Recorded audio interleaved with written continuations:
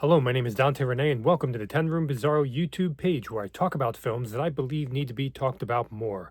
Like tonight's film, this is 1976's Through the Looking Glass.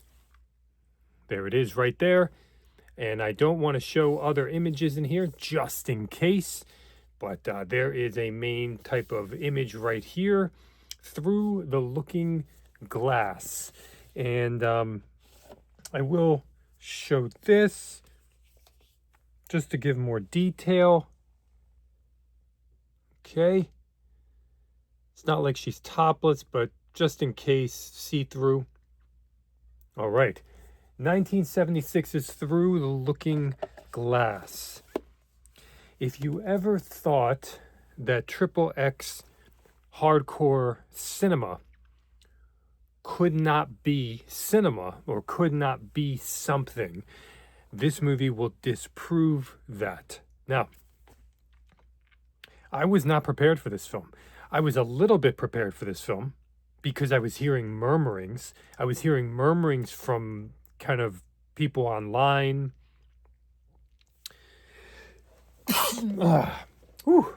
Murmurings from people online, and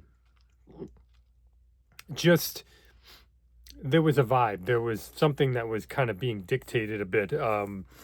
People were warning people that this movie will kind of shake you. And there is, sorry, allergies are all of a sudden kicking in the high gear.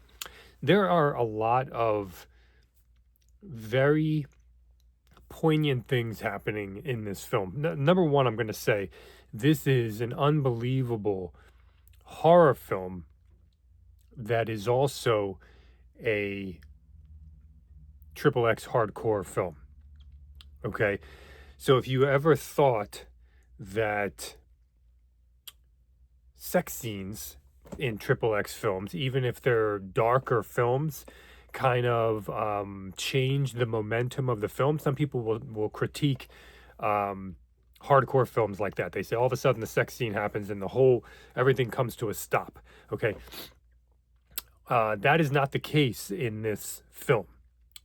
As a matter of fact, you might be shocked at how sex is used in Through the Looking Glass. Now, the actual film itself and the themes of the film and the style of the film are just as fascinating as the person who made the film. And there is a lot going on here, folks. But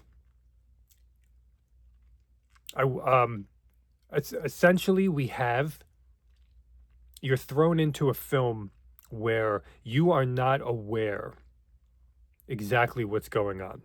And you have to put the pieces together on your own. I love stuff like that. I mentioned that a lot on this YouTube page.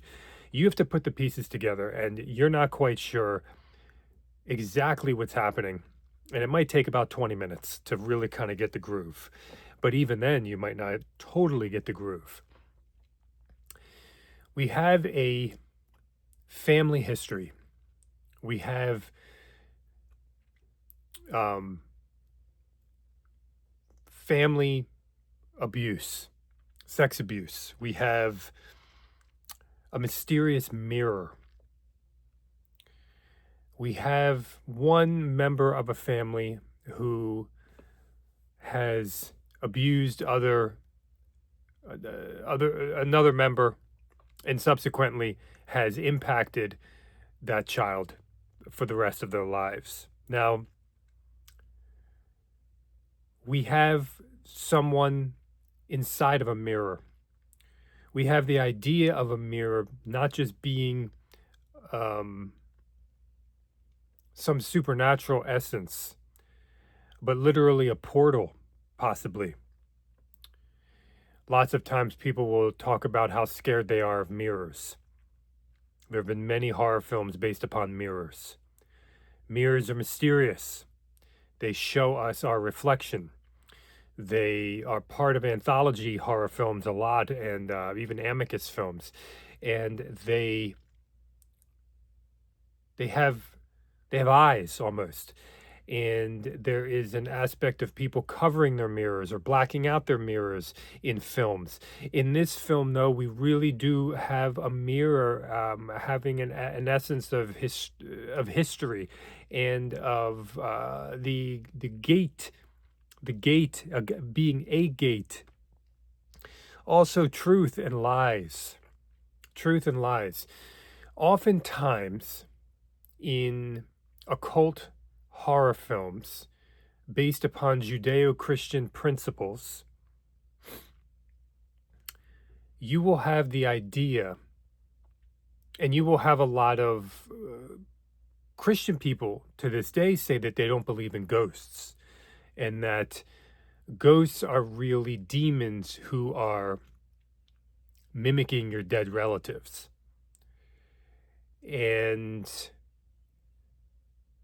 there is the idea, whether it be Ouija boards or seances, that you aren't contacting dead people, that dead people are either in heaven or in hell, and that you are instead being deceived. Now, you see this in movies, like The Exorcist. You see this constantly, even in the Conjuring films and so on and so forth, but way back. And deception. Okay, the devil in Judeo-Christian theology being called the father of lies. Okay, so deception. Deception is a very big thing. And this mirror reflects elements of deception. There is also the theme in this film, the very dangerous theme in this film of sexual abuse and the impact that sexual abuse has not just on the person who's been abused, but generationally. Now, this is something studied psychologically, of course, and something that is looked at in medical books and spiritually, psychologically, but that sexual abuse carries on generation after generation, and that it impacts. It doesn't just impact future. It doesn't just make or can make more abusers. It also impacts the entire sexuality of a person, impacting their future relationships.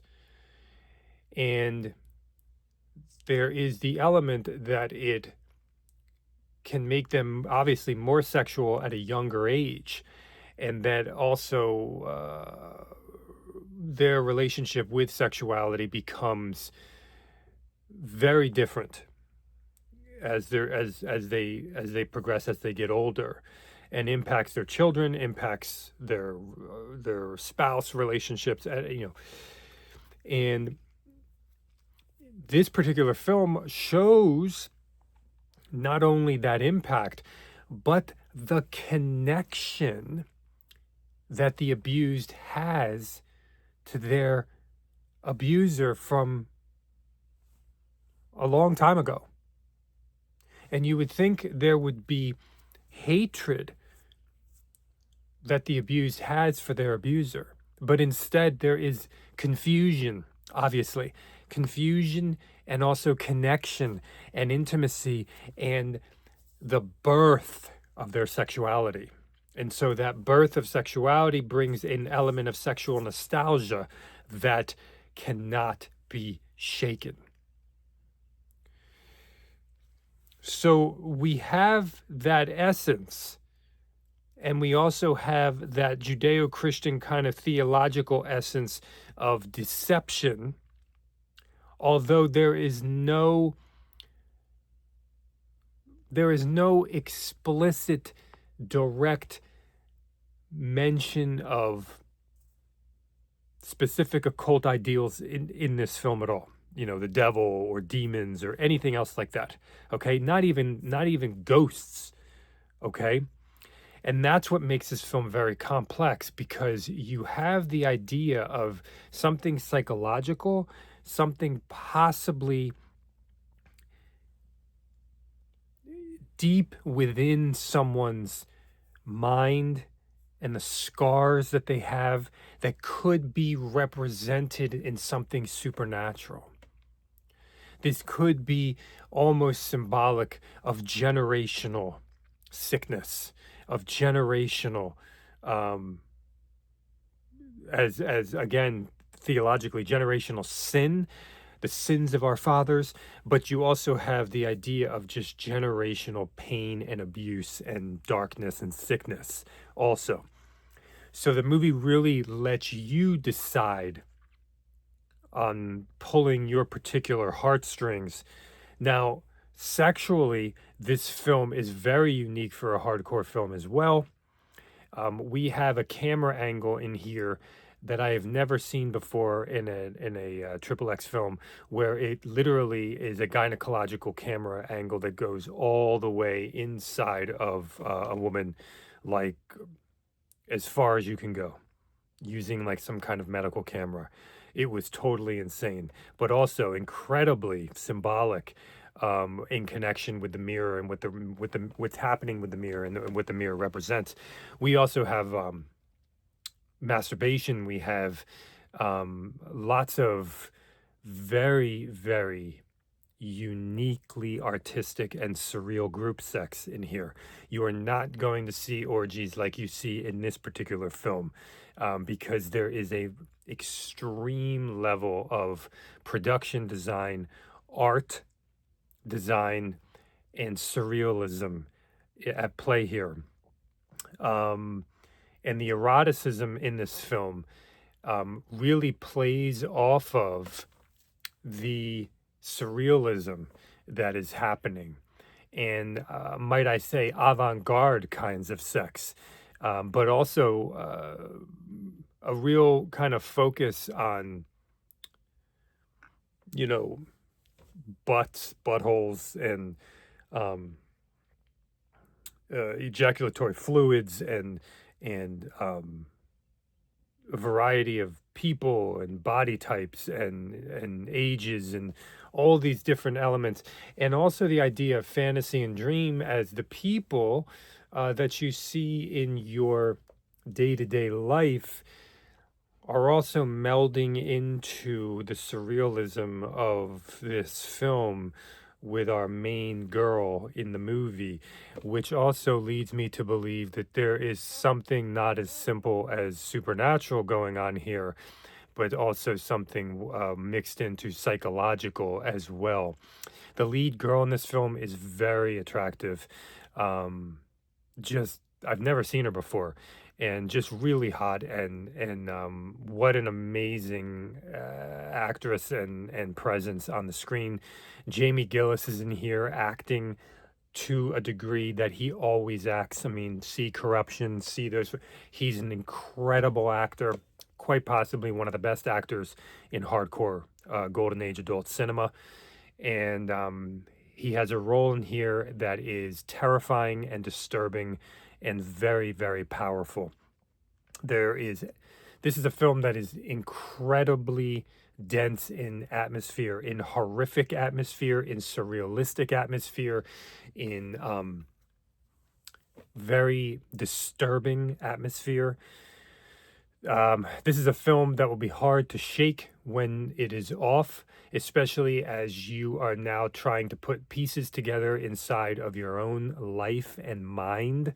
Um, the there is an actress in this film playing a daughter, and she's actually like, I guess, about 14 years old, and obviously she is not connected to any of the eroticism and like the scenes that are happening in the film at all. But she has a pretty big role in the film, and that is something that you would never ever see, having like characters in a movie that are, you know, kids in a in the storyline of a hardcore film. This is something that, you know, the golden age, this could only happen in, and also with films that have, you know, massive 100, 200-page scripts, then you're going to have elements like that that would never be seemed feasible or possible in what we consider hardcore films today, which aren't really even films with 200-page plots anymore, right? They're more just gonzo type style. Um, the maker of this film, the director of this film, it's even more complicated, that he was not only, I believe, raised Christian, but that he remained a Christian while making the film. And that's not something that you typically find connections with. You don't typically have, you don't typically see um, kind of the meld of Christianity and sex cinema, and especially hardcore cinema. And he very interestingly said that, you know, he had some guilt about it, and he wanted, it was his only way to really learn how to make films, and he wanted to make films, and he just figured he would ask for forgiveness. Very interesting stuff going on here. But the fact that I believe he made 3 hardcore films, not just one, and the fact that he is still involved in this movie, in this release. He did a new commentary, he's done interviews, and he even writes in the booklet, but also finds an opportunity to try to quote unquote witness to the people who bought this, but also is obviously there's an element of um, satisfaction in the film that he made also. So there's a lot of contradictions here. There's some very dense stuff happening here. And this is by no means, and you can see it bleed into the film in some form or fashion. You also have some really disturbing incestual stuff here where you actually see the abuse. And this is where hardcore cinema is so unique, because people just think that hardcore cinema is to quote unquote get aroused by, to get off by, to be horny by. But what do you do with hardcore cinema? Like, let's say Henry Portrait of a Serial Killer was hardcore. What do you do with a movie like that? Okay, obviously, nobody's actually being abused in here. You know, obviously, these things are these situations aren't actually happening. These are actors who've chosen to do these roles to have sex with each other. But should you be getting aroused by the scenes like that, or is it meant for being disturbing? Can hardcore films be used to be disturbing? Can hardcore films be utilized ultimately for other than an erotic purpose? Or can everything be erotic, even though it's disturbing? It's still erotic, and you can kind of be disturbed, but then also horned up, because obviously there's an intention of sexual gratification from the art form of hardcore cinema. But when it's really dark, when it's really twisted, when it's really disturbing, are the goals still there? Or maybe the goals are just there body-wise, sex-wise, and then you also get the, oh my gosh, this is so messed up, but then also, oh wow, this sex scene's really hot at the same time. Do you see what I'm saying here? So you can kind of really see the idea that people have said that they believed that when they were making hardcore cinema, that this could be the future of cinema. You can kind of see that in a movie like this. And you can see the art and the poetry and the music in here is so dense. It says that the music was co-done by Harry Manfredini. Is that the same guy that did Friday the 13th series? And what? And The Children? Is that true? Anyways, I have to look that up more, but you can look it up too. The music in here is almost nonstop. And when it stops, it's like, oh crap. But the music in here is really like, it's dark, it's atmospheric, it's weird, it's surreal, and it makes you feel disturbed. It makes you feel weird, but it's also there's an amazing thunderstorm sequence in this film with big windows and the mirror. Don't want to give away too much, but this is a very, very complex film that I would say would blow the roof off of people's stereotypes of what hardcore cinema can be, and also brings up a lot of questions, and also kind of brings up the ideas of horror and different vibes and tones within hardcore cinema and what that can actually mean. And the movie is incredibly hot.